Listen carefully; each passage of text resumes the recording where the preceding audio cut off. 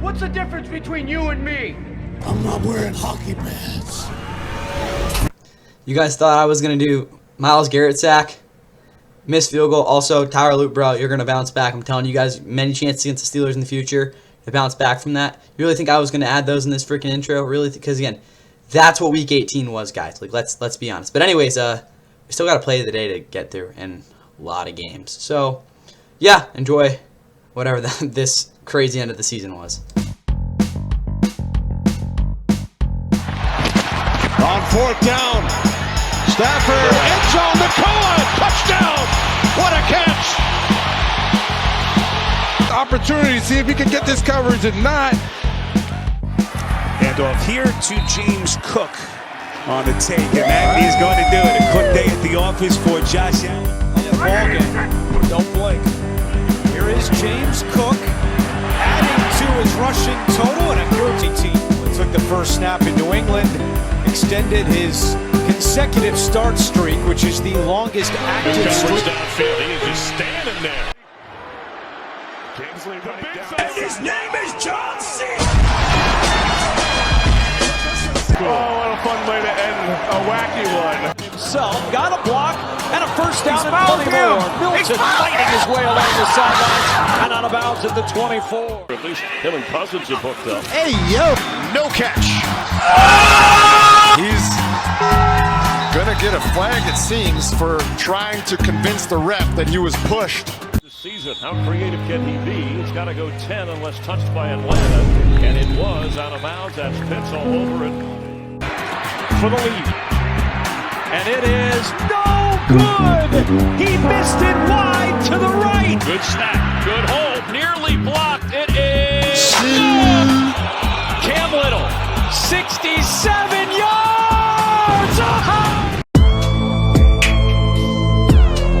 Sport. Meantime, Harrison Smith is going to get a well-deserved ovation as he will come off the field arch. And again, this is what everyone is wondering here in Minneapolis. Burrow is under pressure. He's sacked. And there it is. A record that has stood nearly a quarter of a century has a new leader as 30-year-old Myles Garrett records his NFL record 23rd, passing Michael Strahan and T.J. Watt on the all-time list. Justin Tucker. Are you kidding me?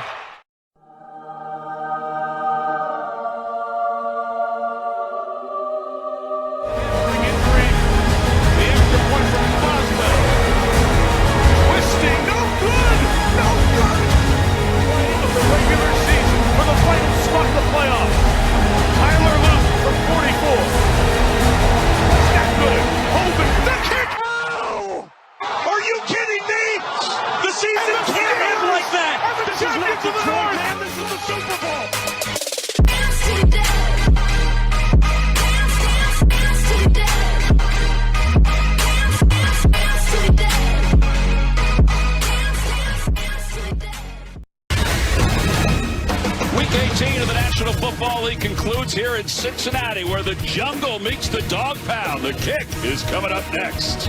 Ready, go! Bates in motion on second down. Sanders. He's in trouble. He fumbled the ball! And it looks like the Bengals recover it.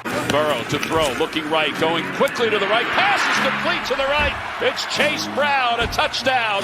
Out of Illinois, McPherson, who missed his first point after last week, has that one deflected, and it is no good. Release has it deflected. It's intercepted. He's looking for Myles Garrett for some help. He got some help.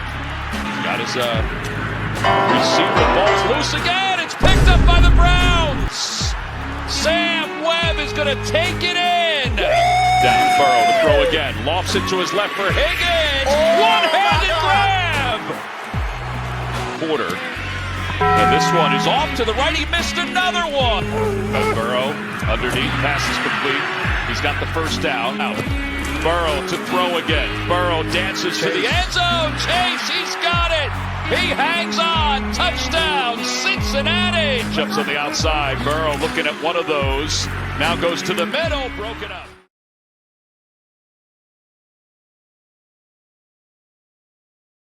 And with that, what is going on, guys? Welcome back to the Thunderbolt. Please like and subscribe. Hope you guys are ready to get through, again, the final. Again, here we get the season as you guys did see. We already have our NFL playoff picture set. It is right here. I'll be going through it when that comes up to relevance in a little bit. But I'm going to just talk about every single NFL team because, again, for most of these teams, other than, again, the power rankings I'll be doing at the, again, sometime in the middle of the week. This will probably be the last time we'll talk about them significantly until we either get to a head coaching hire or, again, one thing every NFL team needs to do this offseason, which will be coming up probably sometime in middle of February, if I had to guess, kind of, after the Super Bowl and stuff. Also, guys, in terms of, again, the progression going into next week, again, I'll obviously have predictions out probably by Friday night, if I had to guess. But other than that, power rankings obviously in the middle of the week. But again, in terms of getting like a special, getting you all ready for the playoffs sort of video going out, I don't really think that's going to happen this year. I'm gonna try my best to maybe figure that out, but I just want to put that. I don't know if that's going to happen because of this just being a really busy time right now. Just going to say that, but again, playoffs are set. I'm super ready for that. Again, just be ready. Crazy stuff throughout the playoffs. It's going to be super fun. But like I said, last time we talked about some of these teams, so this is definitely a really long one. I'd be shocked if it's not the longest one. We'll be going through the entire season in terms of these, highlights and recaps. But, again, as you guys just saw, again, Myles Garrett set the NFL sack record with this one.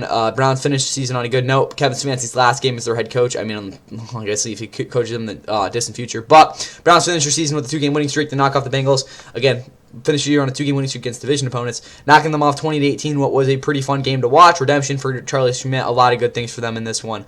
But obviously, their Andre Schmidt, my bad. Their head coach, Kevin Stefanski's gone. This is a 6-year tenure for him. I don't want to get too deep into it. You can go watch freaking a First Take video where they discuss it and be a bunch of morons. But anyways, again, he is a head coach that is uberly talented as a coach. I understand there's a lot of, again, falters by him as the head coach. Again, they've had a lot of issues, but again, this Browns team hasn't been in any relevance in like who knows how long ever since they came back. But again, with him as the head coach, they won a playoff game. They probably should have won one back in 2023 before they got blown out by the Texans. But still, 2 playoff appearances. I mean, guys, like what are you going to really expect? Really, just the past 2 years, they've had a kind of really big downturn. But again, just going to say, Kevin Stefanski in 6 years as the head coach has done a lot for the Browns. And again, whoever he goes to, Giants will again definitely see an uptick in their performance for sure. But anyway, takeaways I had from the Browns in this game, other than obviously that one. This game wasn't about, again, the Bengals being trash, which they are, or even about Shador not giving a crap. It was it was all about the Garrett sack. Yeah, just clap it up for Myles Garrett, guys. I kind of tried to downplay it in the intro rage bait, y'all, but yeah, he did it. 23 sacks, again, set the NFL record. Again, T.J. Watt tied it in 15 games back in 2021. Jamar Chase will tell you that, again, it was an asterisk and why were they celebrating and all that. Should have gotten a flag there. That was actually hilarious. Elite rage bite by him. But you look at again, the straight hand, again, since 2001, I mean, maybe, again, we say Joe Burrow, was that a little bit weird?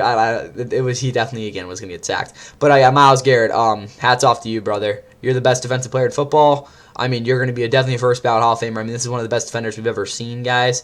And, again, he just put together one of the greatest defensive seasons we'll ever see. On a 5-12 football team, too. Jared Allen, I think, had like 20-something sacks for the Vikings one year, and they sucked. So, I mean, hey, again, not all seasons are created equal. Shador might have had his worst game of the year. Yeah, he was actually trashed in this game, guys. I'm not going to really talk about it a lot because, again, Shador will probably be their starting quarterback next year, but he really did not play well at all in this game. I mean, he had a couple nice throws in that last drive, but, like, Jesus. I mean, you got to lock in, bro, especially against the Cincy defense.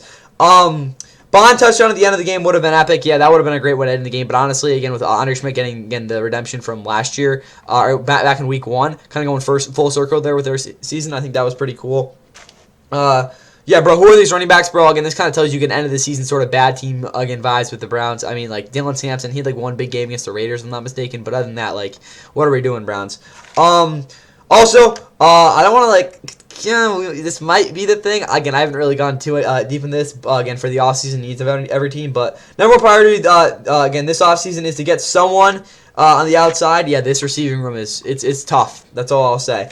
Sam Webb might have got himself a roster spot for next year. Yeah, he played out of his mind. He had the scoop and score. He was dominant in coverage. Like, well, you can't really say much else. Also, Devin Bush with the pick 6. I mean, bro, had himself a game. Also, Secondary variations for deep zone were also very, very good. I was pleasantly surprised from what I saw there because they've been very rigid this year. Not too surprising because of how good their secondary has been. But again, it was really nice to see them change things up with Joe Burrow there. Also for Cincinnati, again, probably pretty disappointing season and a very disappointing season. Worst finish since 2020 at 6-11. That year they went 4-11-1, so again, kind of tells you where they're at. Also, their first loss versus Cleveland since 2021 at home. They haven't lost here to them since that year. Again, they got blown out in that one, so I guess this one was at least a little better than that. Also, run game is deceiving, but decent enough. Yeah, they didn't really run the ball that great in this game in terms of, again, consistent basis, but overall it wasn't too bad. Miles Murphy closed the season great. Yeah, he is really giving himself a shot at, again, getting one of those, again, where is he? He had like 5 pressures in this game. He was winning very consistently. Very, very good end of the season. Give me a lot of promise for next year for him. Secondary showed strides, but does it even matter? Yeah, honestly, guys, this entire secondary, I'd be shocked, other than Cam Taylor-Britt, who isn't even playing in this game, if more than maybe, probably not, yeah, this secondary is going to be looking very different next year. Maybe not outside of Jordan Battle, but again, it's going to definitely be a very different defense. Also excited for these linebackers, who will probably be here a long time. Probably not, but we'll see. Slayton showed some again, shiftiness. Oh yeah, that was a nasty sack, bro. Again, failed to win 3 straight. Again, also, the Bengals had won 3 straight games in a season for the past 4 seasons. This is the first year since 2020 they weren't able to do that. But other than that, guys, again, this has been way too long for a meaningless game. But again, hats off to Myles Garrett. And again, enjoy the offseason, both you guys. Again, don't fight over anything in Cancun, though, because, like, why would you do that? You guys are, like, all adults. Come on. JB, Happy New Year from snowy Minneapolis, where a season of unfulfilled promise for the Minnesota Vikings reaches its end. But as good as any player of this generation. It is lit up. Football comes loose. Packers recover. It's been a 2-time Pro Bowler as the Packers. Wilson running for his life, but boy, he's going the wrong way. Wilson, he might get. Oh my! 2nd and goal. They got 1 timeout left. He's going to bulldoze his way in for the touchdown. That they play behind him. 2, here they come, and he's blown up again. From the 5. Boy, gets tripped up.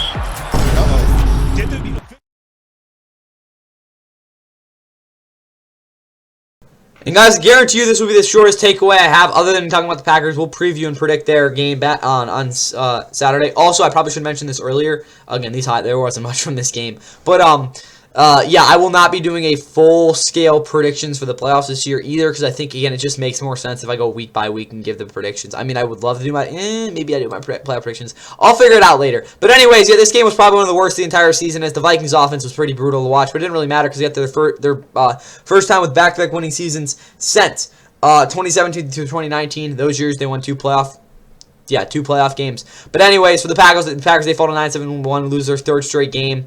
Again, in which, again, you look at the injuries they incurred over that stretch as well. But again, 4th straight game actually going into the playoffs. It's never a good sign. But considering they'll be facing off against Chicago on Saturday night, I don't think that's the worst outcome for them. So as much as Packers have really been real in the past month, again, they do get an opportunity to bounce back.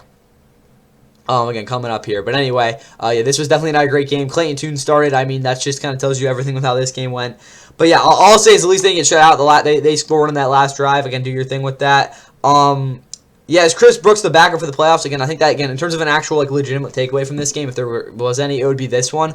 Because Emmanuel Wilson, I understand he had 1 carry that went, like, negative, like, 15 yards, but he really just didn't look that comfortable in this game at all, and Chris Brooks just straight up ran the ball down the field. It's just that simple. So I understand that, again, Emmanuel Wilson is definitely a way better back than Chris Brooks, but in the playoffs, like, it'll be interesting to see what they do with that game. Again, is it a very, like, logical question? Probably not, but it's definitely one you can have after this game.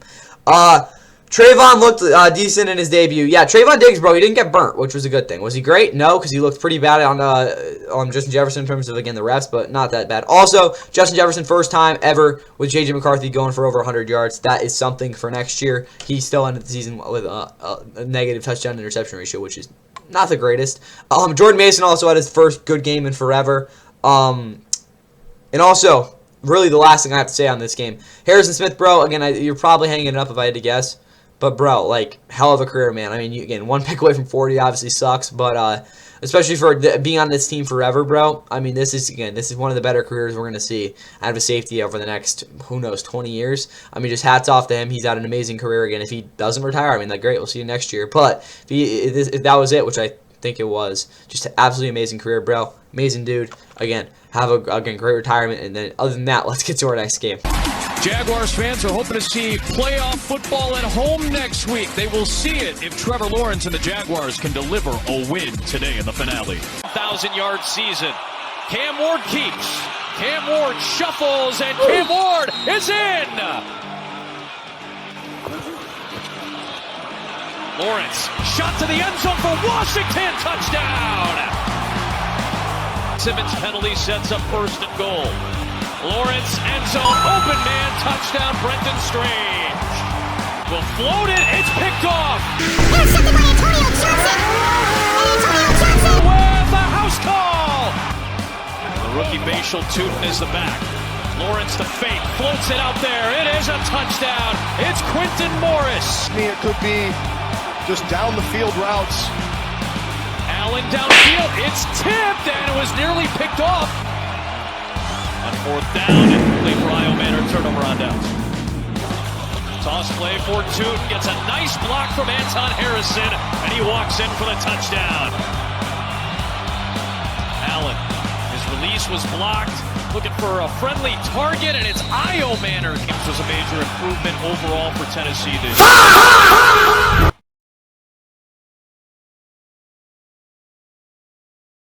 And our next game to go through was a very... Oh, I mean, bro, this is just so much aura. Oh, my God, Cam Little. Anyways, though, the Jags took care of business against the Titans to win the AFC South, and which earns them a home playoff game against the Bills to open up the Sunday slate on Wild Card Weekend as they get to their 13th win this season. Absolutely insane there. Knock out the Titans 41-7 one game where the Titans really never had a chance. They finished their year 3-14. Definitely a frustrating year for them. Back-to-back 3-14 seasons. No, I probably should pull up the draft order. NFL draft order. You know what? That's what we're doing. There we go. But, yeah. Is this going to be cooked? We'll see how much memory this takes up. But, right now, they're slotting as the 4th pick. Do they get Ruben Bain? That's again, definitely a good question. I don't think they will, but yeah, Titans are 3-14. I mean, there's definitely, again, a worse place to be. But yeah, Jags 13-4. Already talked about their playoff game next week. This game was about as good as a win as they could have had. Again, it was just very, very dominant is the best way to put it. Titans takeaways, though. Cam had his shoulder, again, shot off. Yeah, that was really, and he got in the end zone at least, but that was definitely not the way you want to go out in your season. Still finish a year with respectable enough statistics, even though definitely minimal production. Also, again, they have a top 5 pick. We already talked about that. Brandon Allen had no chance, no help up front. Yeah, the offensive line just didn't block for him at all, and he just simply could not do anything. Not too surprising by that. He's a backup quarterback, mediocre backup at that in terms of his actual ability, and then you combine that with an offensive line that kind of just gave up. I mean, I don't really know what you're going to expect there. Spears, 7 catches for 9 yards. Yikes, that's definitely a brutal stat line for him, but hey, at least he caught the passes. Also, 3 win seasons in back-to-back years for the first time in franchise history. Never want to have that stat come up, again, for any franchise. Overall skill positions, most of the defense as well. That's really just in terms of, again, what they're going to need to do in general. Because, I mean, guys, Shamari Dyke can't be your number 2 receiver. Alec Iomanor is best fitted as a number 3. I mean, they got a lot of work to do. And then this defense is just, it's going to be, again, I really see, I'm talking about the Jets later, but there's not many guys in this team that I see being starters next year. Also, 13 straight losses to teams with a winning record. I think that's a little bit, or with a record above 500. I think that's a little bit skewed, but again, they haven't really won a game there since they beat the Texans last year. So again, that's pretty crazy. Again, just tells you they're not really even remotely competitive with these teams right now.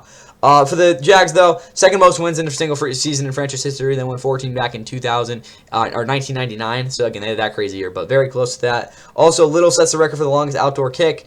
Justin Tucker was short on a 67-yarder. Again, I was very brutal on Justin Tucker today, but yeah, or in this recap. But 67-yarder, again, he missed that back in 2022. Again, that would have been, again, he was very close. It was just like a yard short there. Sorry, Justin Tucker, Bo. I don't even know what you're doing at this point. Trev ends season with his best overall number since 2022. I haven't looked too deep into it. But this is probably set up to be his best year of his career, to be honest with you guys. Statistically, I guess they're not as good as 2022 in terms of, again, the efficiency. But, guys, we're not going to lie here. If he puts up a good playoff performance the next week, 2 weeks, this team should be, again, if they get the AFC Championship, this is by far his best year. Not just in terms of success, but his actual performance. Also, it's their first division title since 2020. No, that's not true. That's just not. That's really just not true. Since 2022, that was a really bad the second two-edger there. No run game is bizarre. Yeah, they didn't really run the ball at all in this game, but honestly, I don't really care. Travis Etienne, if I'm not mistaken, still got to over 1,000 yards and 2 and looks very solid going into the playoffs. Also fresh. Good thing I started Parker Washington. He had a big game. He's a valuable slot receiver. Yeah, again, honestly, I don't really think he's a true receiver, to be honest with you guys, but he's worked in this offense. He runs pretty solid routes. Do your thing, dude. Strange has one of the better overall game. He had one of the better overall games from himself this season. He's been injured for most of the year, but when he's been out there, it's been a little bit inconsistent for me. But he's a very underrated player, and again, with the blocking he provides, he's had this was a very good performance. Yeah, I'm also interested to see what they do with him in the playoffs. Needs to see more consistency in the secondary. Yeah, but good job. They did do a decent job. But just, again, some plays were just left out there. But at the same time, Antonio Johnson picked 6 and stuff. Also, 8-game winning streak. That's their longest since they won 11 straight to get that 14-2 season back in 1999. But other than that, guys, that's all I have from this one. Let's get to our first truly, again, I guess this game was meaningful, but our first game that actually decided something directly. The Saints bring a 4-game win streak to town, where the Falcons, who've won 3 in a row, hope to finish with a bang. It's a game of great importance to decide the NFC South. Taysom Hill in the backfield. Rolling is Shuck. And pointing is Tyler Shuck. And completing. Ball comes out, and the Falcons have it. They're going. Cousins. Nice catch for a first down. And the ball is out, and the Saints have it. Change things at the top of the South Division in the AFC. And it's deflected here. Drops inside the 10. He's at the bottom of your screen as Cousins has a lot of time and throws for the end zone. That's a touchdown, Falcons. Drake London. Chuck fakes to him. Chuck is going to try and race to the corner. Chased, but he gets in for the touchdown. To the bottom of your screen, fake Cousins is looking for London, and he's got it. Chuck open, first down. Taysom Hill inside the 10. Tyler Shuck, and it is intercepted. The Falcon take away D. Alford on his way. Shuck for the end zone. In the corner. One-handed. That's a touchdown, Ronnie Bell. Amazing catch.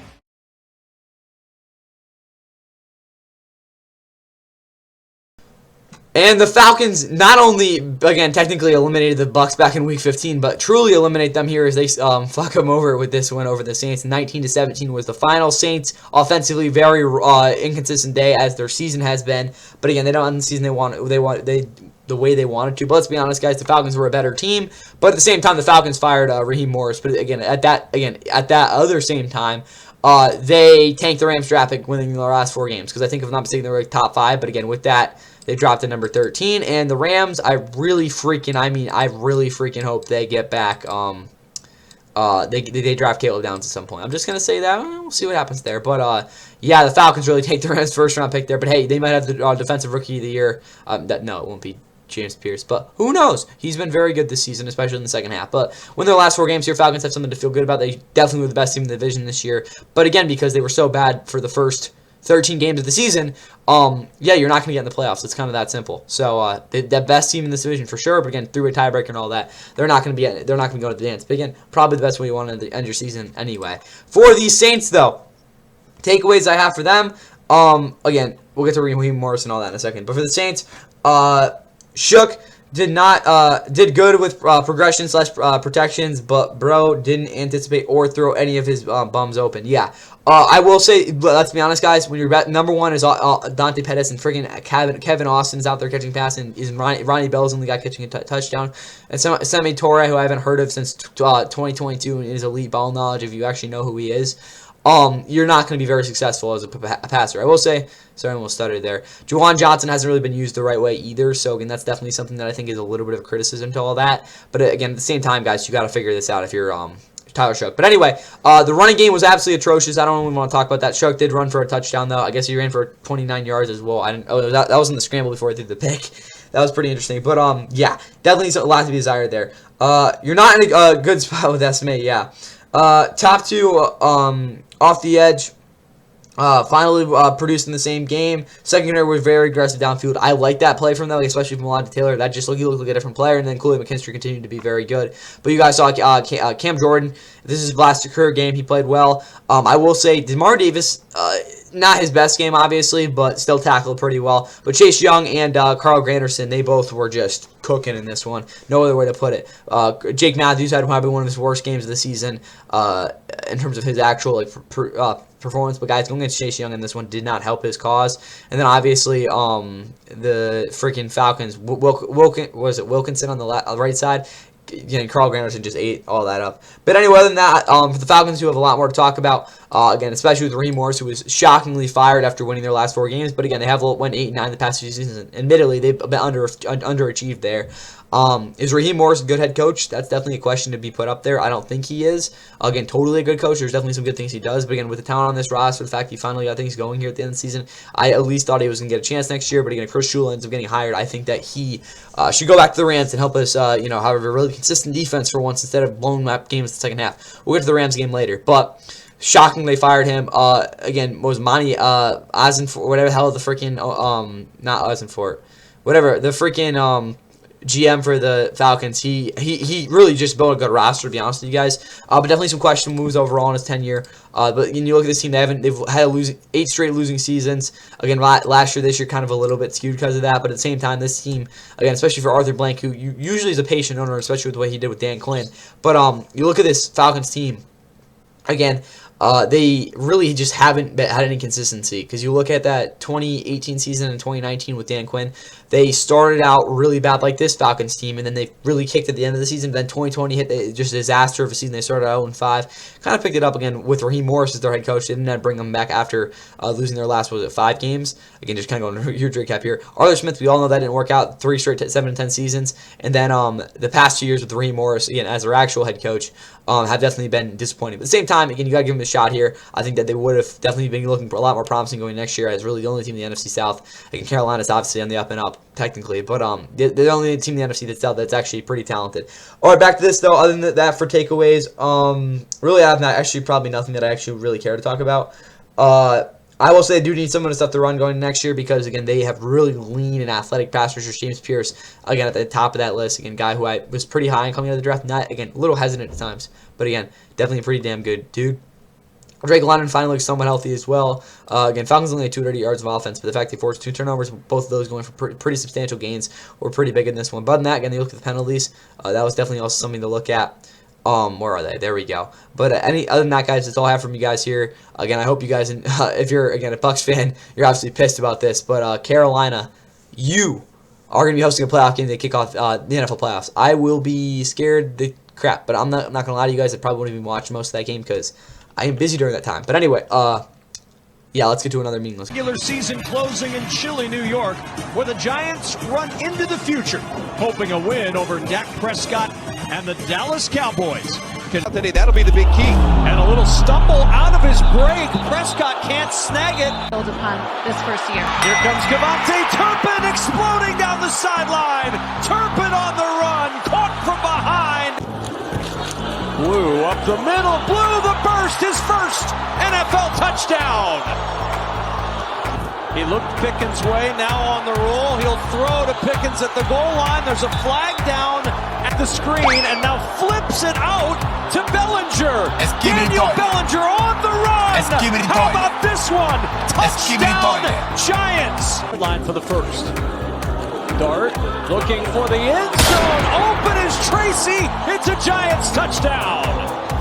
And taking the snap, faking the handoff. Singletary thought about throwing. Now he will throw. And it's caught by Darius Slayton. Catch by Tracy on the screen with blockers in front. And Tracy spins and twists his way for a first down. And then the ball comes out. It's up the screen for Maffa. Maffa up the sideline, and Maffa with the ball popping out at the end of the play. At down and goal to go for Dallas. The handoff to Phil Maffa. He's into the end zone for his first NFL touchdown. Bears and the Patriots. As Milton throws it, it's intercepted by Okereke. Singletary picking his way up the middle, and Singletary down in for the touchdown.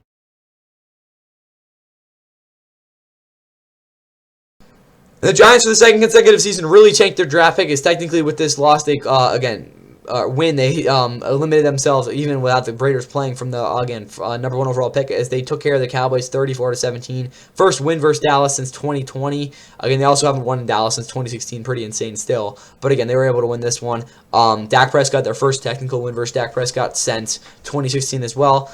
Pretty insane, but again, good for the Giants. You never want to lose to your division rival every year. This is definitely the game to do it. Again, beat them. Again, they go in the offseason to 4-13. That is now, what is it, 4 out of the past 5 seasons they have had 6 or less wins. That's just not going to get it done. For the Cowboys, though, they fall to 7-9-1. Don't have the 500 record, which I was really hoping for, but this has definitely been a year, especially defensively, where they need to reflect on a lot of different things. Brian Schottenheimer will be back as their head coach if you didn't think about that. Giants will also be retaining Joe Shane, who has to have a monster offseason to at least suggest that this team will be solid. I don't think they're going to get rid of him. GMs are a little less volatile than head coaches, as you can probably have seen in history. But again, if the GM isn't doing the job, guys, he's going to get tossed too. Just keep that in mind.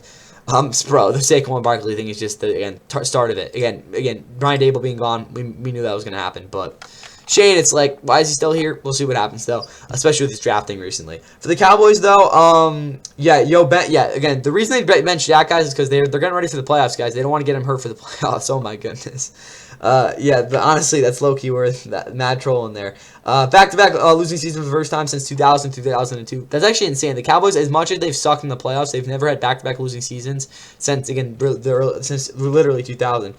Joe Millen or Tony Richardson. I think that's a pick your poison thing there. I would probably go with Tony Richardson because he when he's tired, he gets off the field. I mean, if Joe Millen's tired, he's probably just going to stay out there and throw a pick. So, I mean, I'm going to go with the guy who, again, takes him off when he knows he's reached his limit. Right move, not playing Williams. Like some of what I saw from Jaden Blue and Phil Maffa. Yeah, if you legitimately, if you don't need to play a guy, why would you play him? Again, especially with the injuries there. But yeah, Maffa, despite not really being the most fun running back to watch, he did some good things. And then Jaden Blue also was pretty good.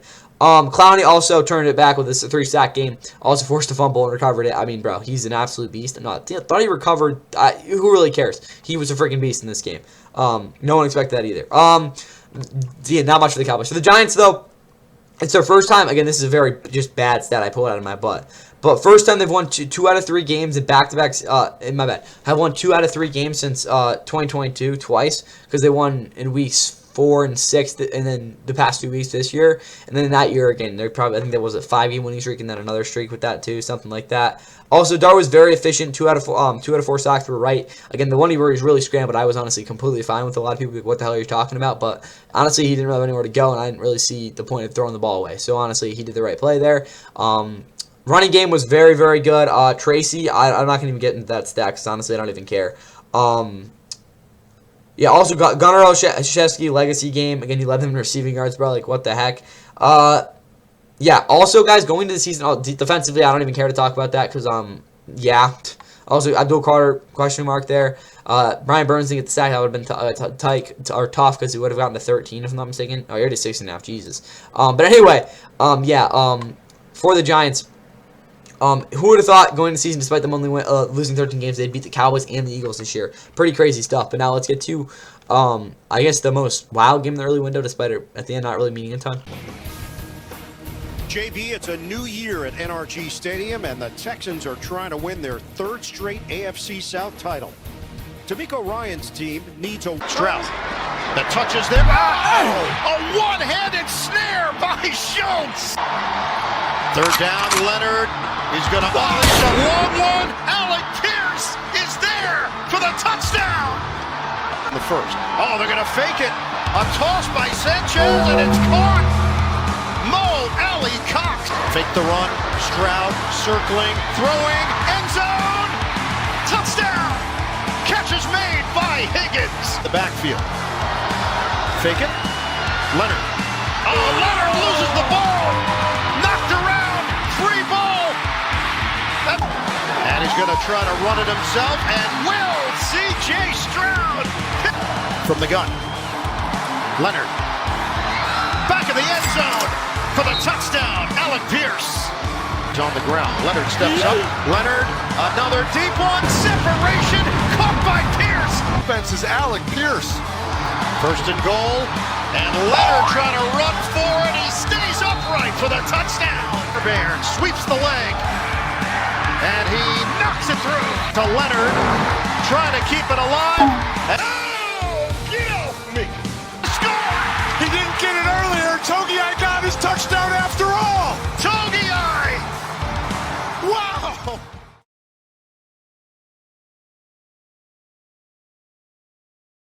In a true tough fashion, the Colts see their season come to an end, losing their last 7 games. As Sauce Gardner went 1-7 with the Jets and 1-7 with the Colts. That's rough. As again, they fall to 8-9, go in their offseason with a lot of questions and not a ton of answers at the moment. But again, the first one they will probably be answering relatively soon if we're thinking about, again, the NFL offseason timeline. But yeah, Colts go in the offseason frustrated here. But at the same time, they're going to keep Ballard and freaking Steichen, which I think are both the right, maybe not Ballard, but they're going in the right direction with that. Texans, though, again, win their 9th straight game, tie a franchise record with this thriller, again, with their backups in, but still move to 12-5 now, again, giving them the rights again with the Bills, despite the Bills winning late again with their tiebreaker, giving them the again, the 5 seed, they will be playing on the Monday night game because of how bad the Rams and Panthers game is for ESPN. They're not going to be putting that on there. If you didn't know, the NFC wildcard game between the number 5 seed and number 4 seed has been on the Monday Night Football all the years of the all the years since they've added a Monday Night Football playoff game. So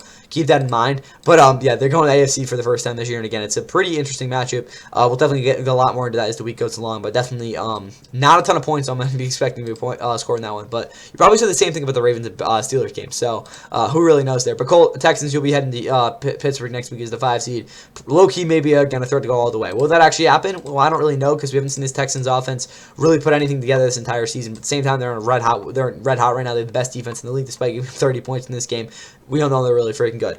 But anyway, Colts takeaways in this one. Back-to-back losing seasons for the first time since 1997, 1998. That was the year before they had Peyton. And then the first rookie year of Peyton Manning, which if you don't remember was an absolute nightmare year. I wasn't alive, but trust me, it definitely wasn't good.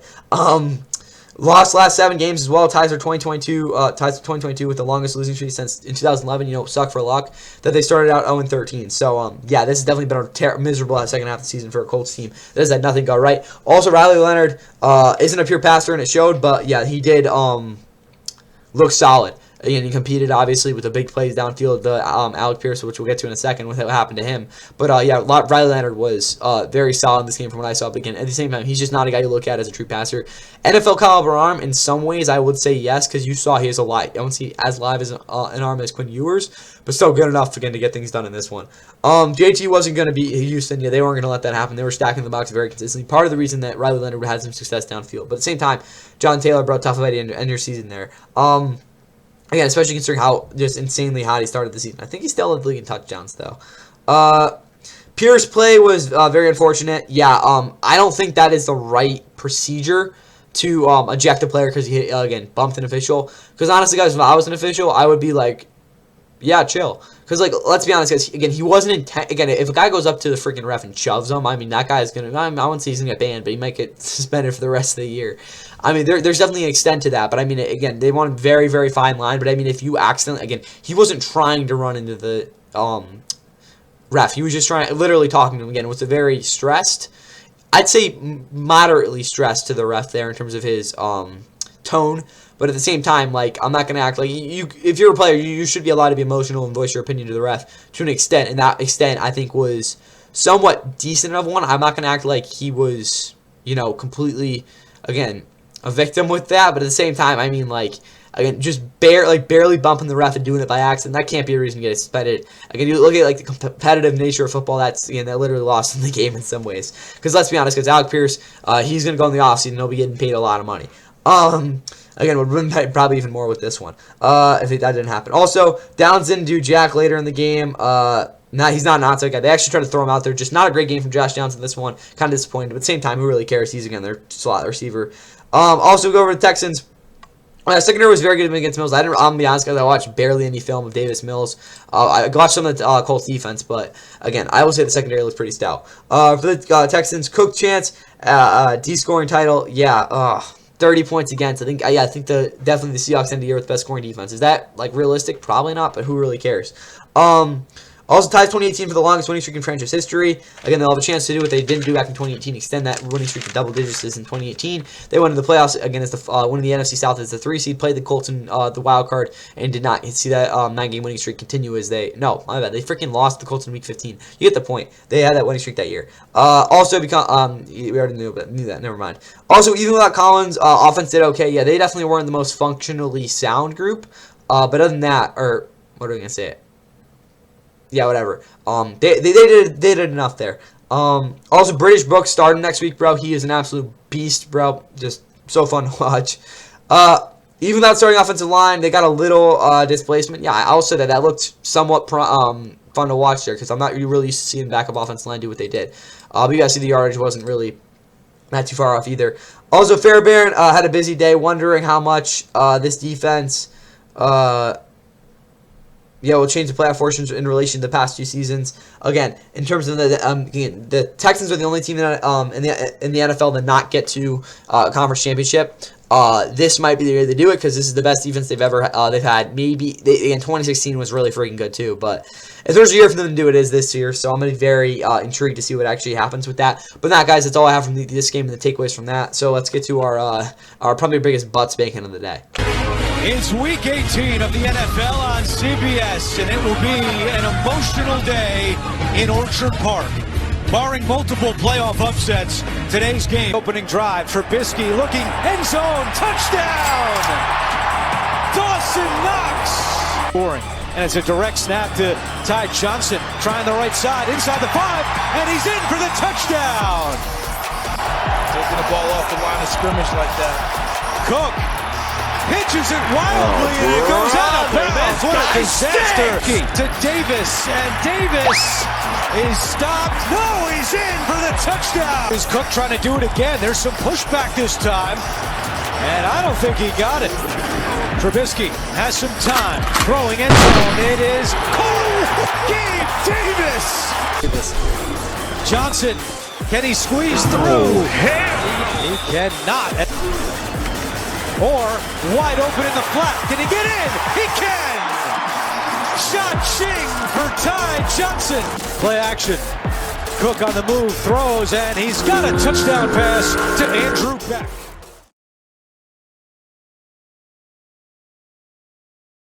Guys, we got some, actually a good amount of coaching firings to get into, again, for the rest of this, but, guys, Aaron Glenn might have been the most obvious coach to fire, especially after how the Jets ended the season. Again, this game wasn't really any better as the Bills just, again, take care of business and what will not really be remembered as any sort of game as they just absolutely annihilate the Jets with their backups 35-8. Again, this Jets team, again, we'll get into power rankings later, but really probably tomorrow. Yeah, this is just, again, it's a pathetic excuse of a football team. They end their season, again, losing their last 5 games. Again, we'll get to some of the NFL records they set, but again, this team's just pathetic. Bills then move to 12-5, and again, for them, they will be going down to Duneville for the 1 o'clock game, or 1:05 game, again, in the wild card on Sunday. So that'll be pretty cool. Jets, with this immaculate performance by them, clinch themselves the 2nd overall pick, and they will be probably taking Dante Moore if I had to guess. But who really knows at this point? So, again, I'm interested to see what they do this offseason. In terms of the actual takeaways from this game for the Jets, not really much different because of how bad this team is and how bad they've been for a while now. But also, they literally lost their last 5 games of the season again. Went from 3-9 to 3-14 to end the season by 23 or more points. That is the first time in NFL history that's ever happened. They tied a record with 4 straight games losing by 23 or more points, guys. And just so you know, 23 points is almost 25 points, which, again, 25 points is the minimum you need to win by 4 scores. And any NFL game that's decided by 4 scores, in my opinion, is a mega blowout. In most cases, obviously, every game's different. But, again, they almost got mega blown out every single week. Again, these games weren't even close, guys, this past 5 weeks. Again, Aaron Glenn, I don't care, again, how bad this team is, but this team took 10 steps back this year, guys. It's just simple truth there. Again, you can't tell me this, again, even if they were trying to tank, guys, this is just not even close to competitive. Brady Cook's hilarious. Couldn't do anything, complete anything past 10 yards. He did throw a touchdown, bro. Don't dong on him too much. But yeah, he couldn't really do much in this one. Khalil Herbert didn't exactly earn himself a contract for next year. Yeah, he wasn't awesome. He didn't fumble, though, which was, I guess, okay. Also, first time in NFL history to go the whole season on an interception. Yeah, holy crap. I mean, again, you definitely heard of that stat before, but the Jets literally went this entire season as a defense not getting a single interception. That is insane, especially as a defensive coordinator in Aaron Glenn, who was with the Lions, who prided themselves on not only being a group that made big plays, but also just straight up took the ball away. And the fact that Jets couldn't do that through the air this year was just absolutely, again, it's never happened. It's, again, like, you would have thought, I don't know, an arm punt, again, a quarterback going out there that doesn't know what the hell he's doing with throwing interceptions, but, like, not even that, guys. Like, that's pathetic. Again, absolutely insane. Also, you can't, yeah, like, bro, Aaron Glenn should not be their head coach. I'm sorry. I don't call for coaches' jobs or anything like that, but, again, he's got a lot to prove. I'll just put it like that. For the Bills, though, takeaways out from them, there's really not much to talk about. Again, Money Mitch, first time throwing 4 touchdowns since he had that 6-touchdown game back in 2018. Their all-line's cooking when you run for over 200 with your backups. I mean, yeah, Ray Davis had a monster game. Ty Johnson, not so great, but he did get in the end zone at least. And he did catch a couple passes. So, yeah, I kind of forgot. Like, the running backs got a lot of, touchdowns in this one. But, again, Bill still put up 400 yards of offense. A well-oiled machine with the backups. Just tells you how bad this Jets defense is the past couple weeks. Also, don't diss, what is it called? Campbell. First season, that's not what I want to talk about. But yeah, don't diss Campbell, bro. Don't do that. Where is he? I'm actually, like, confused why I put that. But anyway, not Dan Campbell. What am I thinking? Is there a Campbell on the Bills? Am I just completely brain farting? I think I did. Yeah, I definitely did. But anyway, good job, Bills. You earned yourself the 6th seed, I guess.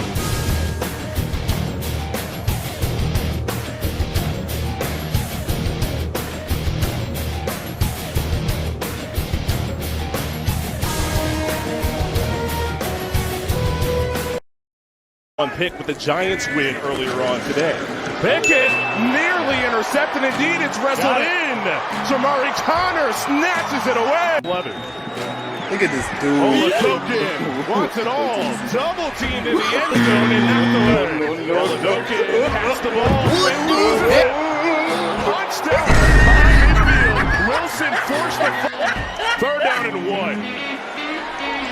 On the far side, Oladokin stumbled, might have lost it. This Kansas City team. Of course, this is an outlier year. Oladokin runs into a lineman, and that's how he Puller. And Kareem Hunt, one of the best short yardage backs in football, gets another first down. Direction he looks, but Bouchel is blasted in the end zone for a safety.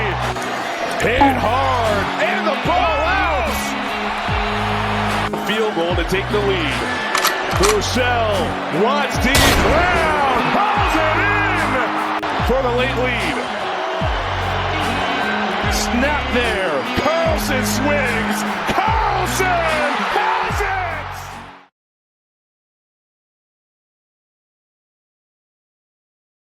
And in the game of the day, we did see the Raiders hold on and knock out the Chiefs 14-12 via Daniel Carlson bomb of a field goal. Nothing against, no, I'm not going to even get into that. Anyways, though, they snapped their 10-game losing streak with this win. Again, you always want to go, again, out on the right note. And again, you look at how the Raiders started the year, strong with that win in Foxborough, and then the end of your year with the division rival win against the Chiefs here at home. I think that was their first win versus the Chiefs here since... it's been a really long time. I couldn't even tell you. Maybe 2016. Probably not even then. I can't tell you last time the Raiders beat the Chiefs here.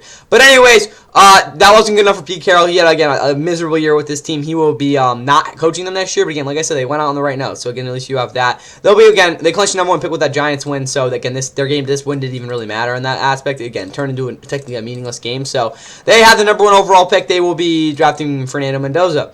More likely than not. Chiefs still fall to 6-11. Really, again, tanked their season now. They've lost their last 6 games. That's some record they haven't done in a while. But with that, they hold a top 10 pick, and I'm telling you guys, Sadiq's definitely on the table. But I would not be surprised if Jeremiah Love is a Chief by the time next year starts. For the Chiefs, though, again, biggest thing I have to say is the fact they're on their 4th quarterback. I can't tell you the last time a team has, again, had a 4th-string quarterback come into the game at any point.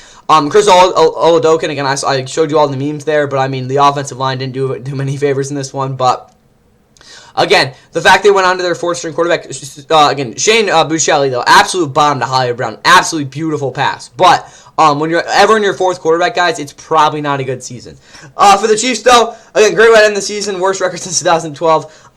Draft a wide receiver or Jeremiah Love, please. I don't think they should take a receiver. Again, I kind of geared away from that now that I think about it. But who really knows? They'll do something. They need to get in a skill position, though. Oh, yeah, Jesus. That's all I have for the Chiefs, though, defensively. Again, Chris Jones, I mean, that might be his last game of the team. He did play pretty well, though, against backup offensive linemen. But other than that, guys, really not much to talk about. Again, I don't really know why they played a lot of their starters. A guy like, where is he? Jaden Hicks probably shouldn't have been out there, but anyway. Now, again, he's obviously a pretty solid player, but you don't need him to play in this game. For the Raiders, I had no idea he was playing at quarterback. I was very confused. Kenny Pickett looked like crap, and then Aiden O'Connell, I guess, came in. I don't even know, guys. This offense kind of just was irrelevant to me in this game. They didn't even get in the end zone. Again, they had a safety, though. Ashton Genty, again, very frustrating rookie year for him. Again, he was very inefficient in the year in terms of his statistics. Again, the expected numbers and the advanced stats are a little more forgiving, but Ashton Genty definitely a disappointing rookie year overall, despite him, again, he's on the worst team in football, so you got to keep that in mind, but obviously. Also, hey, y'all have won the opener and the closer of the season. What else can you say? Genty already talked about that. Breast pressure, even if it was skewed, because again the Chiefs' offensive line was kind of a mess of the season game. When you get 8 sacks, guys, I mean that's pretty freaking good. And their pressure rate, I think, was one of the highest of the season they've had. I think they might have been higher against the Titans back in Week 6, the last time they won a game. Also, 4 players with multiple sacks, first time since Week 10, the Thursday nighter back in 2019 versus Phillip Rivers. Also, shout out to Phillip Rivers, but probably going to retire. I think he will go back into retirement. He had a good run right here, but yeah, you saw Devin White with a sack and a half that got to the multiple there. The 3 other guys would get 2, and again Charles Snowden got it, and then also Tonka Hemingway, which his sacks were a little bit questionable, but hey, he still got them done. But other than that, guys, that's all I have from this one. Shout out to the Raiders ending their season on a good note, and we'll see probably for a lot of offseason talk. From Philadelphia, CBS Sports presents the National Football League. Today it's the Washington Commanders and the defending Super Bowl champion is up here late in the first. It is off the upright and points to the side. A terrific history. 3rd and 7 to the end zone for the touchdown. Grab right there. Cal Catera. Rodriguez. And that is a touchdown. And there goes McKee underneath. It's Bixby. Oh, a beautiful tackle. And on the move. Galloping, blocking, diving. And McKee. Got a block over there. From Campbell to the end zone and incomplete. Johnson to the air. Here comes Uche. There goes the pass. It's picked off. It's grabbed on the play by Hunt. What? It's Shipley in the backfield. McKee to the air. And it's intercepted at the goal line and picked off here by Jeremy Reeves. A little bit more. It's an interesting throw. There's a nice rebound already. Can't get. Oh, look at it. It's loose and recovered by the Eagles. 3rd and goal. Bixby. Touchdown. The back, the fake. He'll look for Senate. He'll throw in the back of the end zone. Caught for the touchdown. Bates. The tight end Bates. Fake. He'll run. He'll want to throw. He's going to get a touchdown. The Commanders have taken the lead. 2-yard field goal. And that kick is good. And the pass here is high and incomplete for the tight end. 138. Here he goes. 4th and 18. McKee in a big play. Heaves it downfield and incomplete.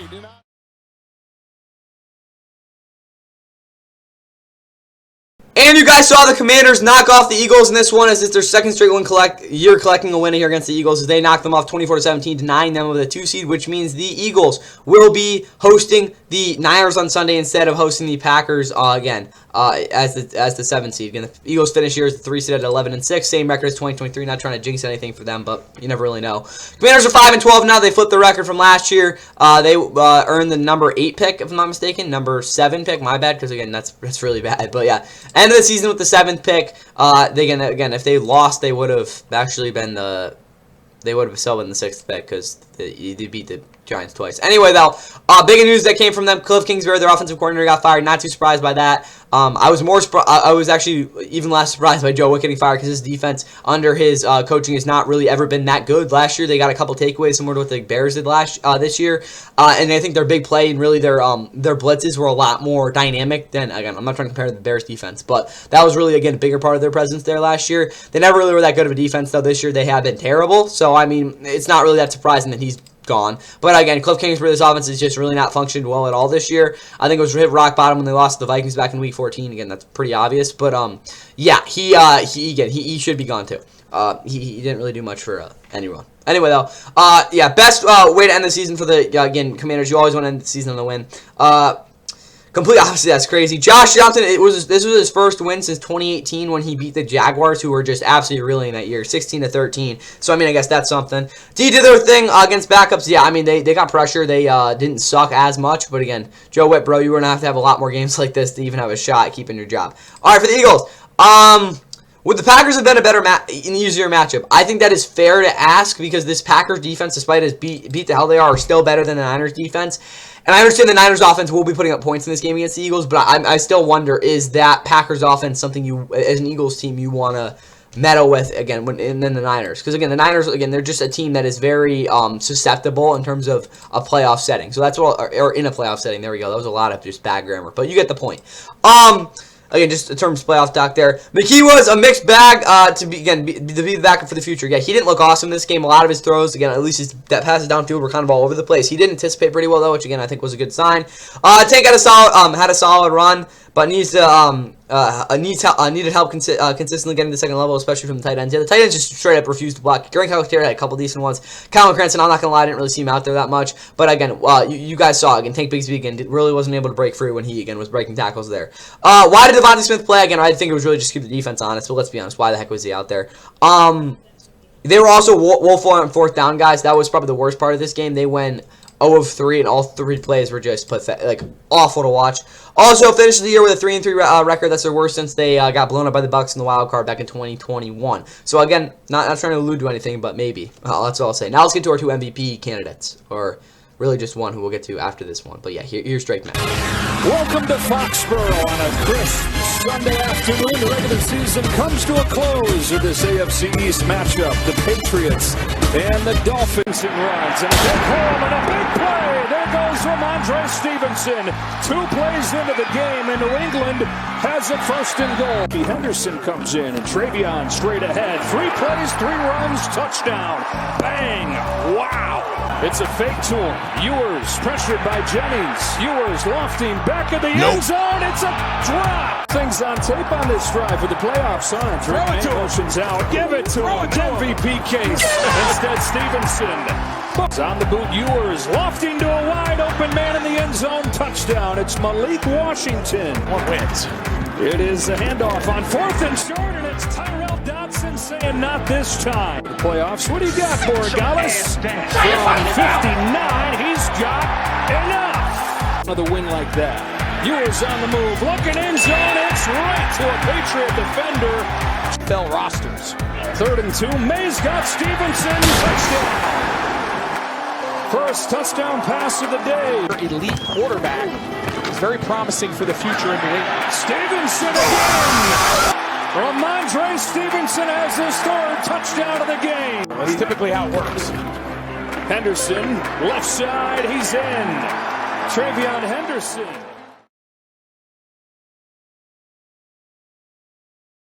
In the final game of the regular season, the Patriots are able to lock up the 2 seed. Again, they were going for the 1 seed. Didn't end up happening there as they, again, finished the season with 14 wins, which was good enough to get them the Sunday night slot against the Chargers as the 2 seed versus the 7 seed. They have guaranteed themselves home field advantage if they are to move on in the playoffs through the divisional round, which I think is a pretty big understatement by a lot of people for, again, getting the 2 seed.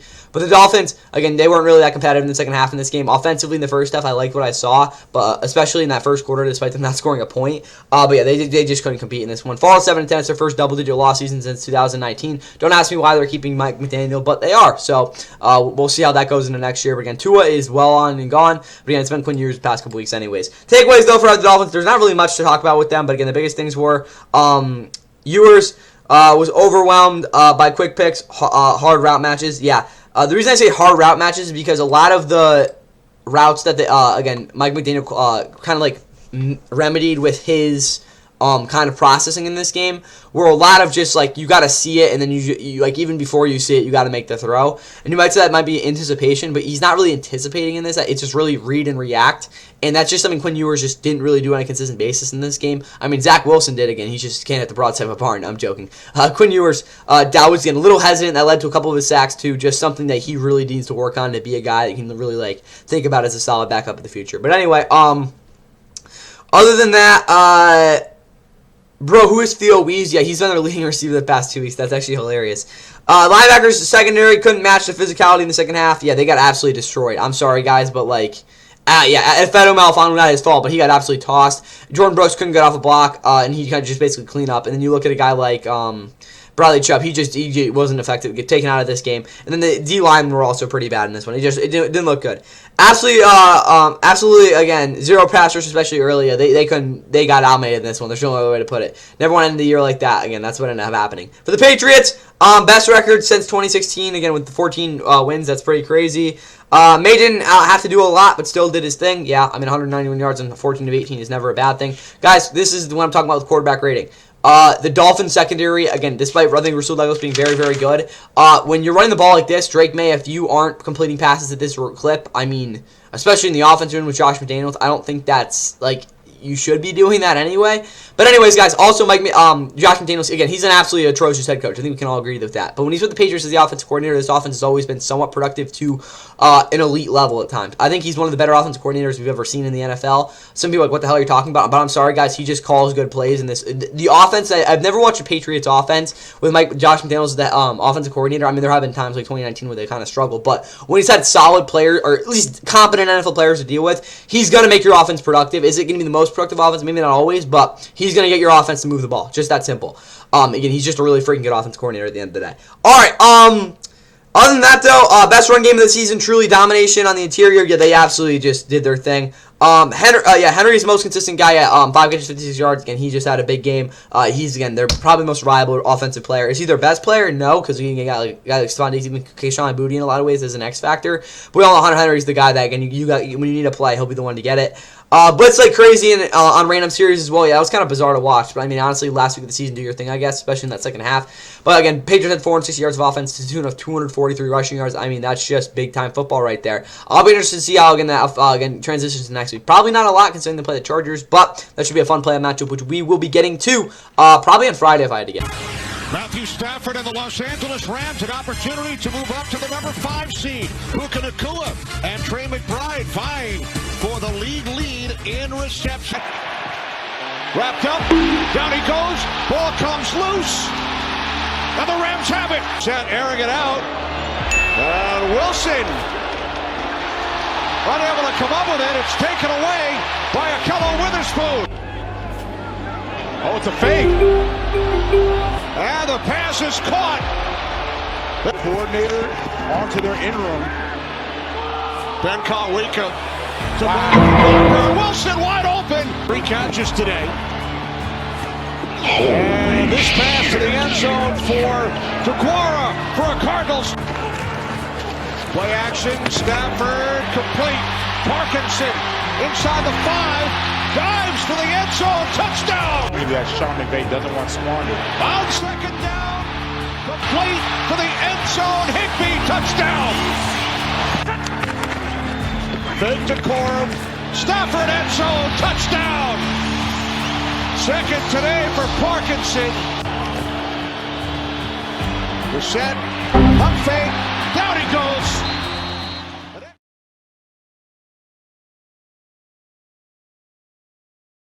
In the clinch to 5 seed in the NFC West, not the NFC West, in the NFC, the Rams were able to, again, close the Cardinals here after going down 20-16, scoring 300 touchdowns to knock them off in this one. Cardinals fought 3-14. They have now, ended the season really badly on a 8-game losing streak that, again, saw Jonathan Gannon get fired. I think their GM, no, maybe not. Jonathan Gannon's good. No, and their GM gone. I think, right? Whatever. Jonathan Gannon's out of a job now. Again, he's had 2 really tough years. Again, the 2023 season was kind of a wash considering that Kyler was out the first half of the year. But again, last year was disappointing because they started out 6-4, probably should have won the division, but ended up pooping their pants when it really mattered. And then this year they were just absolutely god-awful. So, I mean, yeah, John the Gannon, bro, you didn't cut it. Maybe get a defensive coordinator job or something. Rams, though, 12-5 now. Bounce back win for them after dropping back-to-back games, and they will be heading to Carolina for the easiest first-round matchup of the entire playoffs. That is why they will be playing kick off the playoffs at 4:30 on Fox that Saturday, which I'm going to actually miss part of it, which kind of sucks. But anyway, yeah. So I'm not gonna again. The Rams. It's gonna be, I think, a pretty competitive game. But let's be honest, because the Panthers are absolute scrubs when the Rams are actually doing their thing. So yeah, we'll see about that. But I'm not gonna obviously guarantee anything because that would be stupid. And the Rams already lost to Carolina too. So again, that would be even more stupid if I said anything stupid like that. Too many stupids, but this game wasn't really like that as the Cardinals, again, offensively, Jacoby Brissett put up some numbers. In terms of takeaways I have for that, I don't know why this is so long, but yeah. Jesus. This is their longest losing season since 2012, though, at 9 straight games as well. Also, it's their most losses in a single season in franchise history, 14 straight. Again, the injuries were a big part of that, but still, that's insane. Finished 0-6 in the division for the second time in the last 3 years. 2023, they did the exact same thing. This run game was a joke, exactly, an exact reason. Yeah, along with the others that, again, they struggled so much, yeah. When you can't run the ball, guys, it's really hard to have a successful offense. And the Cardinals had some good things with it, but like, let's be honest, guys. Jacoby throwing the ball a lot is partly the reason that worked. He also got sacked 6 times. We'll get into that in a little bit as well. Michael Wilson, yeah, to an extent, is again a wide receiver, a legit wide receiver one. I don't think he's a true wide receiver one, but he showed that in this game. But Trey McBride, again, pretty close to again breaking. Passing Puka Nacua there, but he ended up not doing that. Marty Mercado, nice play there. What was that? Was that the screenplay? Who knows? Defensively, again, honestly, guys, I don't even want to start with them. Jalen Thompson should be on a different team.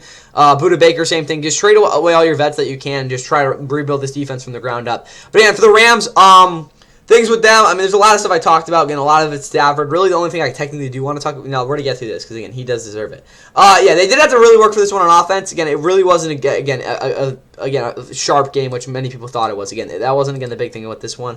Also, the Rams got their, under Sean McVay, again, this was their best point differential since 2018, and it was also the best point differential under Sean McVay, as well as, again, the scoring title for the second time, 2017, they got it with McVay. They got it this year, averaging 30.5 points per game. Stafford, third quarterback ever, also this is a big one, with 45-plus touchdowns and less than 10 interceptions. Again, Aaron Rodgers did it, again, twice with a 45 touchdown, 6 interception season in 2014.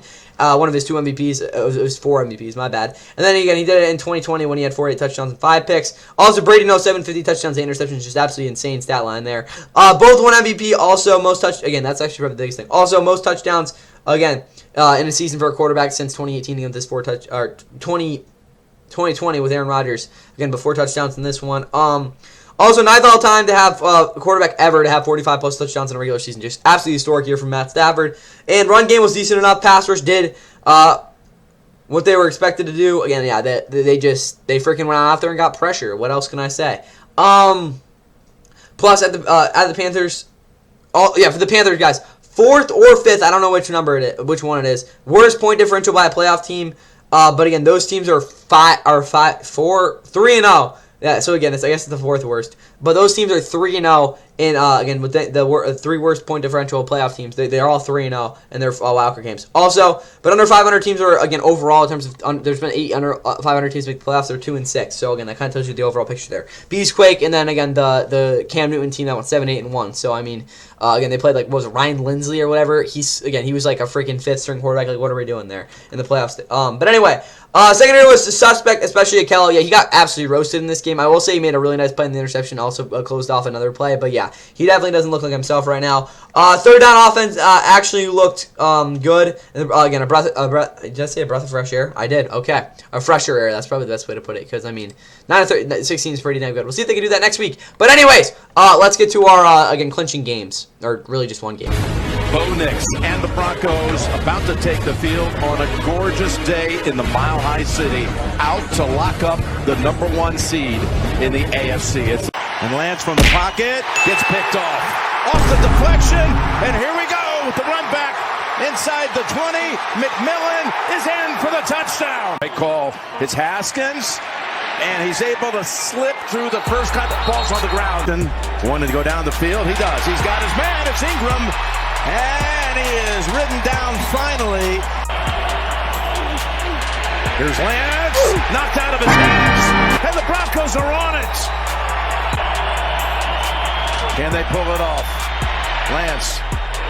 And he is stuck right away. I love it. Look it up in the dictionary. Here you go. Lance. Oh, my goodness. He got 12.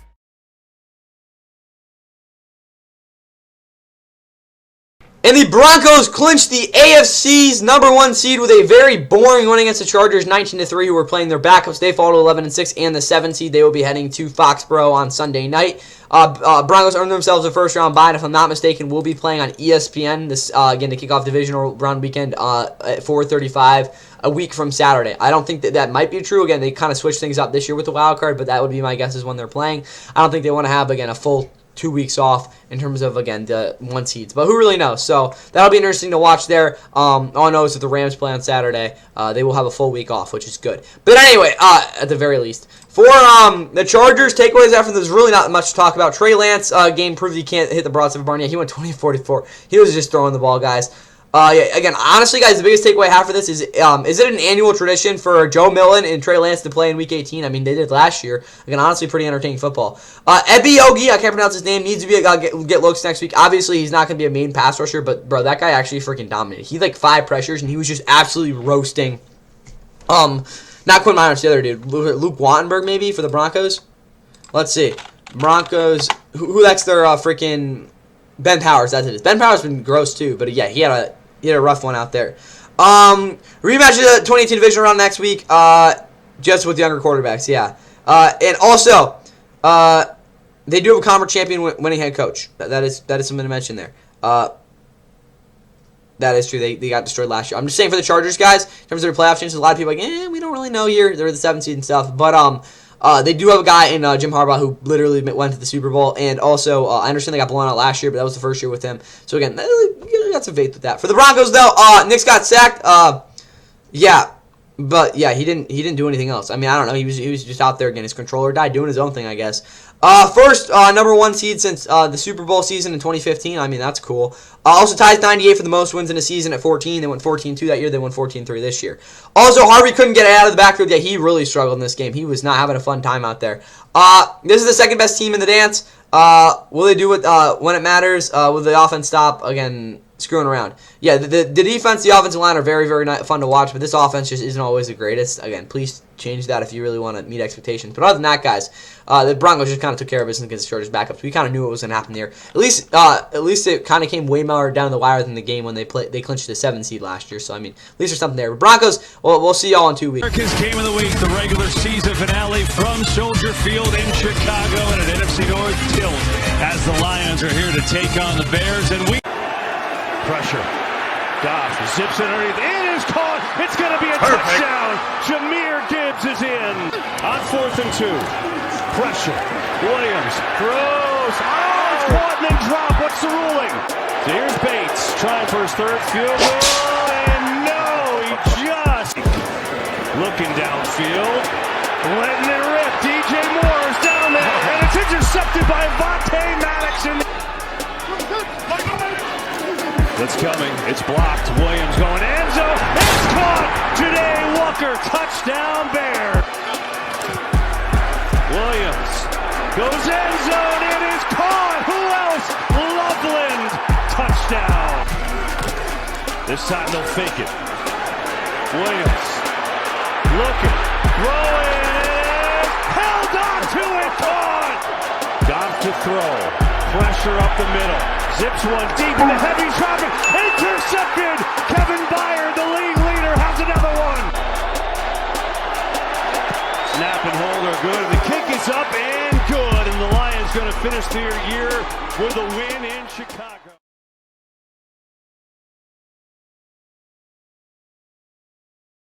And the Lions close out their season with a very satisfying win over the Bears, 19-16 Bears. Even though, again, they still relinquished their chance of the 2 seed with this game, they still got the 2 seed because the Eagles lost. So this game didn't really mean much in that fact. But at 11-6, they did not have getting the 1 seed. Again, we already knew that because they lost the Niners last week too. So technically going to the playoffs and 2-game losing streak isn't great. And they will be playing the Packers team. The last team they beat back, again, really actually 3 weeks before. 3 weeks before this on that Saturday night, again, thriller, again, to end up really propelling them to the division title. They'll be playing the Packers, though, in what will be their first playoff game since 2018 and what will be a ruckus atmosphere, a game that I really wish I could see. For the Lions, though, they finished season 9-8. It's their 4th consecutive winning season, first time they did that since 1969 through 1972. So anyone saying Dan Campbell isn't a good head coach, well, again, you're just wrong because of that. But anyway, Lions end their season on a good note. Actual takeaways after them, again, there's not really too much to talk about because they are done.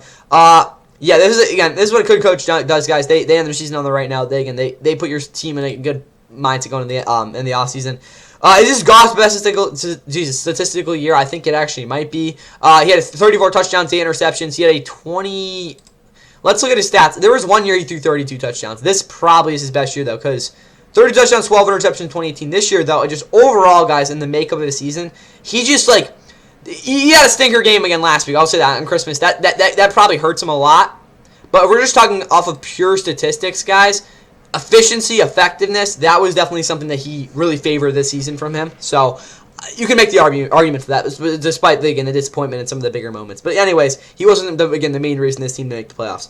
Amon-Ra St. Brown deserves a look at for an All-Pro. I'm obviously not saying he's been the top 6 performing receiver all season, which that just isn't true. Statistically, he's definitely up there, but again, in terms of his overall season, I think that is something to be put in mind. Again, I'm not going to be saying he should be an All-Pro guy, but he definitely has been played well enough to be put in that conversation. They need 2 at least legit pass rush options. Guys, I'm sorry, Aiden Hutchinson can't be your only guy.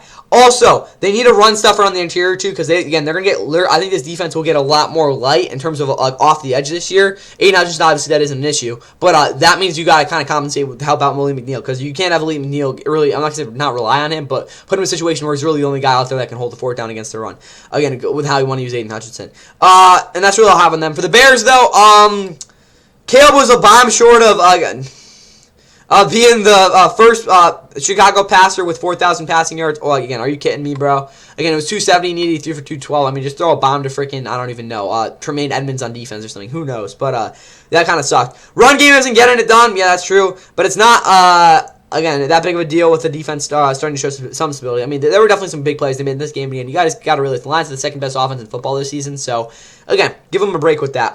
But yeah, Grady Jarrett and Gervon Dexter will be huge versus the Packers. Yeah, they will. If those guys don't get pressure, this defense is in trouble. Love and Loveland also has to block better too. He had a big career, one of the better games of his career in this one, or rookie season, honestly. But that definitely was not the game he needed to see as a blocking, because they didn't really try to even run the ball, because that was partly because of that. But anyway, again, he's usually a solid blocker, so I'm not too concerned about that. Other than that, that's all I have for you guys here. Lions in their season, good note. Bears really didn't even matter at the end of the day in terms of what happened. But now let's get to our game that had the craziest implications of what happened. Also, Lions fired John Morton, their offensive coordinator. He was basically a donut this year, let's be honest. Sunday night of 2026, a cold one at the confluence of the Three Rivers in Pittsburgh, Pennsylvania. The idea. First play, Henry, right. And Henry into the open field right away and down the sideline. Into Steelers territory. Pressure from the Steelers. Jackson throws complete. And downfield for the touchdown is Devontae Walker. There you go. Inside, it's Connor Hayward. I don't know if he got there. In motion, hits, Gainwell, tries to cut it inside, not gonna get there! First and goal, Hayward again, pushed in, flag comes down, he has broken the plane, he's in the end zone. Lamar Jackson, kind of rejected, intercepted on the deflection! 4, Highsmith is there, Jackson got away, now reloads and throws to Flowers downfield, he's got it for a touchdown! Street. It's Gainwell, running right, trying to get to the corner, in for the touchdown! To Henry Jackson, shot downfield, safe Wait. inside the 20!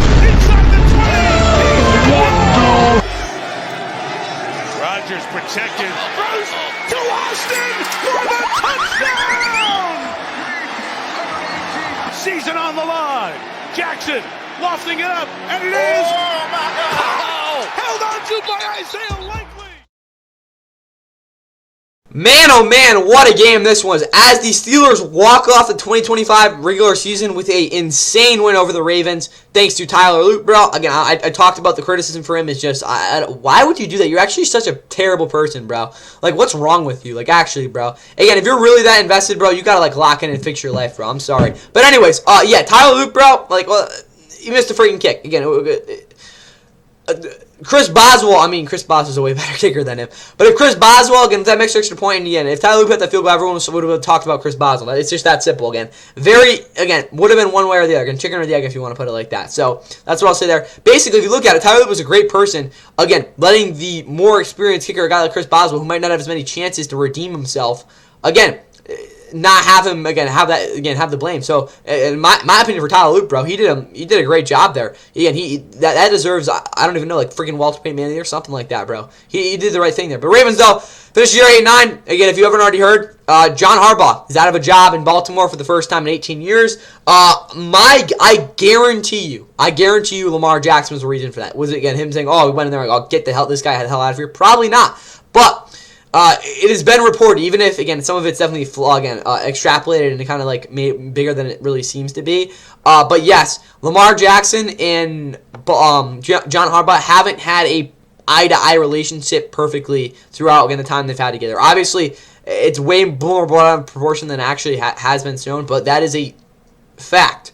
Objectively, that was the right move for the Ravens. Lamar Jackson is your quarterback. Lamar Jackson is one of 5 quarterbacks in NFL history that you really look at in terms of, again, his skill set, in terms of the uniqueness of it, and how talented he is, and saying, you want that or you want a freaking John Harbaugh? Obviously, losing John Harbaugh is a very big shift in this franchise, but you could argue it was the right move here in terms of what's happened. I don't think he should have gotten fired, but again, sometimes when teams are stuck here, they do need to make a big move to see, again, have things change there. Steelers still finished the season 10-7. Again, despite how bad they played last week in Cleveland, their offense showed up big time, especially in what was end up turning into a track meet. Hats off to them there, especially only scoring 3 points in the second half. They earned themselves the Monday nighter against the Texans, which will be a big-time game. I don't expect many points in that one, but we'll see what happens. But, again, you can see the draft order here. Ravens are all the way down at 14. So, again, if you look at it like that, they will probably have to be in line to get a good edge rusher because this is a pretty deep draft with that. Anyway, though, for the Ravens, the takeaways I have from them. Lamar showed up in this game, guys. The interception wasn't good, but he made the big throws he was supposed to. Obviously, wide-open guys at times, but he did what he was supposed to. Lamar also, we're going to look at his rushing total, but he didn't exactly run for many yards this year. 349. By far, career low in 13 starts. Now, would he have run for 500 yards if he played in all 17 games? Absolutely. But for a guy who's just Lamar Jackson, that even though obviously the injury was a big part of it, that is a guy, even if you're John Harbaugh, you got to get him on the ground. But honestly, guys, I did talk about this a couple weeks ago. The Ravens shouldn't even have been in this position because they should have already won the division, to be honest with you guys. Look at the game they played against the Patriots. That was a game they should have won. That's simple. John Harbaugh, that was I'm not going to say a fireable offense because, again, I don't want to call for coaches' jobs. But that was a decision that cost team seasons. That's simple. Not to give the ball to Barry Cutter and say, win us this game. In this one, a lot of the game, they said, go do your thing. Obviously, a lot of the other plays, there were definitely some downs in terms of the circumstances of what happened where Lamar had to make plays. He did that. But, again, the season shouldn't have to come down to this. It's just that simple. The fact it did kind of reflects on what happened, again, with some of the falterings they had there and shortcomings. But Zay Flowers, 2 huge touchdowns. I mean, what else can you say? Devontae Walker, I mean, every other catch he has is a touchdown. Do I want to talk about anything else?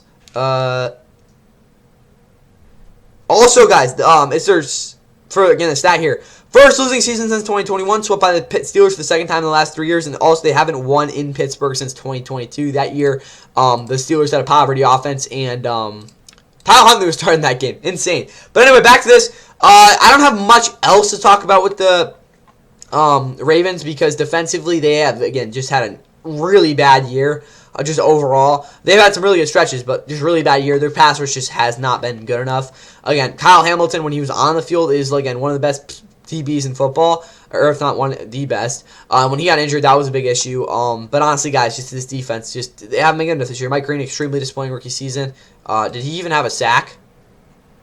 Bro, 3.5. Okay, but yeah, frustrating year for me with him. But anyway, back to this. Steelers takeaways. They got Rodgers back in the playoffs. First time for Rodgers in the playoffs since the 2021 divisional, where he really didn't play well and they got embarrassed.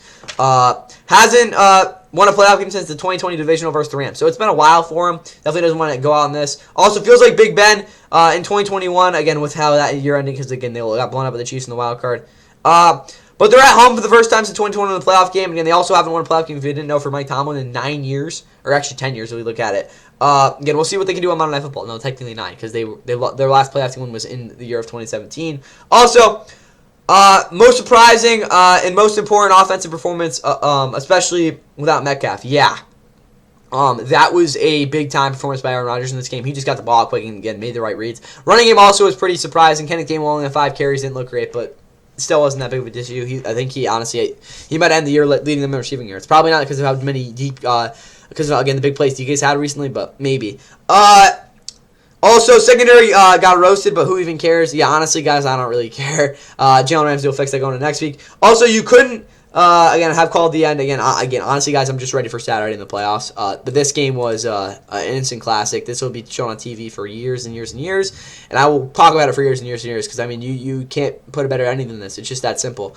The Sunday Nighters usually a big-time game, and this was probably one of the biggest ones we've had in a while. So, hats off to the Steelers making the playoffs. Ravens, again, you're making some big changes here. We'll see how that affects you guys throughout the offseason. I'll be talking about every team in the offseason way in the future. Or not way in the future, but after the Super Bowl. We got a while before that because we got the NFL playoffs. And, again, most of the content coming off this channel. And I'll be talking about, again, we'll be about the playoffs for the next really month plus. But at the same time, a lot of stuff to get into in terms of the offseason, in terms of work. So that'll be pretty fun. But anyways, again, I hope you guys, again, enjoyed Week 18. It was an insane week of football. Again, this has already been long enough. But, yeah, I'll see y'all for the power rankings probably on Wednesday night maybe. I don't know. I'll see y'all, or I can get that out. I'm contemplating putting out playoff predictions. I'm definitely going to get you guys my wild card predictions for Friday. But other than that, a little bit up in the air for everything else. But that's all I have for you guys here. Enjoy, again, the rest of your week. I'll see y'all, hopefully, again, for that. Also, again, we're talking about, like, the surprise, get a high video and stuff. That's just, unfortunately, not going to be possible this year because of how busy I am. But anyway, I'll see y'all for the power rankings, hopefully, tomorrow night. Again, hope you guys enjoyed the season. It was a really good regular season. Bennett puts the punt, bounces away from Marchand. Zibanejad with it, shoots for the empty net, and scores!